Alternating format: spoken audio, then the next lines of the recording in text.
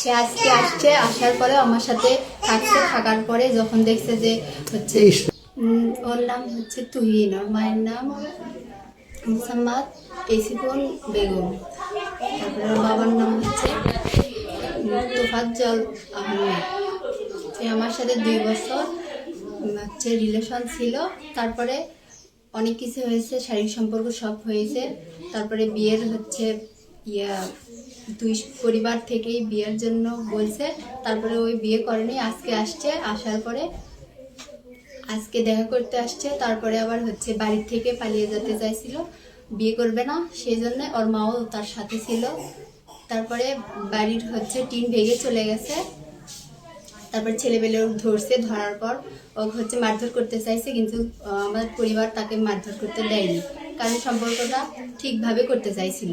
কিন্তু তারপর ওর পরিবার আসলো, তারপরে অনেক ছেলেপেলে ডাকছে, ডাকার পরে তাকে এমনিতেই নিয়ে চলে গেল। তা এখন কি চাচ্ছেন আপনি? আমি চাচ্ছি বিয়ে করতে, অনেক সব কিছু হয়ে গেছে, সেই জন্য বিয়ে করতে চাচ্ছি। ও যদি বিয়ে না করে সেক্ষেত্রে আপনি কি করবেন? বিয়ে তো করতে হবে, কারণ আমাদের মধ্যে যা যা হয়েছে তার ওর মা সব জানে, সেই জন্য বিয়ে তো করতেই হবে, এটা তো খেলা না। ওর সাথে প্রথম পরিচয় কিভাবে হয়েছে আপনার? আমরা একসাথে কলেজে একসাথে পড়ি। কোন কলেজের শিক্ষার্থী আপনারা? Army police battalion public school and college. এই যে আপনাদের যে সম্পর্ক, এই সম্পর্কে কি উভয় পরিবার জানতো? হ্যাঁ, উভয় পরিবার জানতো। আজকের কি ঘটনাটা, আজকে কি আপনাদের সাথে কি নিয়ে ও যে আসছিল, ওর সাথে কি নিয়ে আপনার মানে কিভাবে দেখা করতে আসছে? ও আমার সাথে এমনিতেই দেখা করতে আসছে, বাসায় আসছে। আসার পরে যখন হচ্ছে একটা আন্টি দেখছে যে বাসার সামনে বাইক রাখা, তারপরে হচ্ছে দরজাটা লাগাই দিছে। তারপরে ও হচ্ছে চুরি মানে চলে যেতে চাইছে, টিন ভেঙে চলে গেছে। তারপরে এমএইচ কলেজের ছাত্রগুলো ওকে ধরছে, ধরার পরে বাসায় নিয়ে আসছে।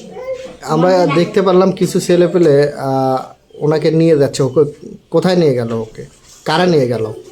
সেটা ওকেই নিয়ে গেল, কিন্তু কেন নিয়ে গেল সেটা তো জানি না। কারা নিয়ে গেছে? ওরা গেল ওর বন্ধুরা। কে কে ছিল ওর বন্ধু? সব বগুড়ার ছেলেপেলে আসছে, তারপরে ওর নানা আসছে, মা আসছে, কিন্তু ওদের নিয়ে এখন কোথায় গেল সেটা এখন বলতে পারছি। এখন আপনি কি চাচ্ছেন? বিয়ে করতে যাচ্ছি। যদি ও বিয়ে না করে সেক্ষেত্রে কি করবেন? সেই ক্ষেত্রে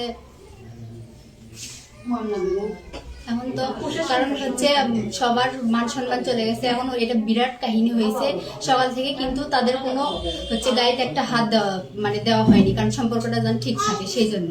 কিন্তু ওরা সম্পর্ক না করলে তো হবে না, এখানে করতেই হবে, করবে না কি জন্য?